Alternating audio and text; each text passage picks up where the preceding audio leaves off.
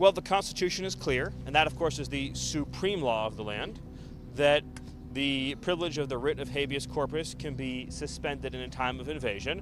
So I would say that's an option we're actively looking at.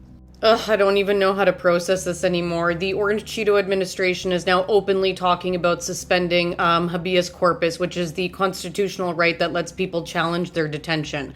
It's one of the most basic legal protections in a democracy, and they're looking at ways to take it away in the name of mass deportations.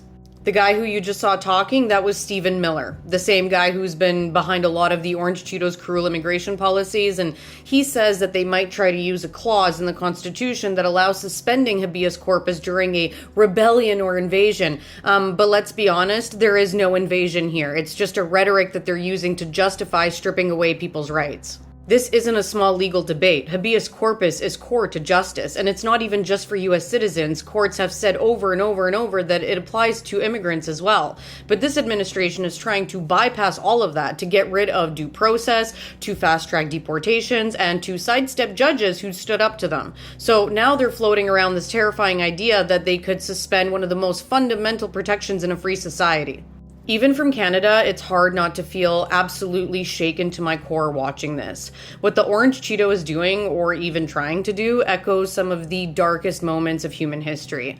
You don't suspend habeas corpus unless you're at war or under direct attack. It's only been done a handful of times in the US, and it's always been very controversial. And yet here we are, watching fascist power plays dressed up in legal language. This is not about safety. This is about control. It's about removing obstacles like courts and laws that protect people from government abuse. And the worst part is that they're normalizing it bit by bit, testing the waters to see how far they can go. This is absolutely heartbreaking to watch, and it's also terrifying to imagine what comes next, because if they can convince people that this is okay, that detaining and deporting without a fair trial is acceptable, then where does it end?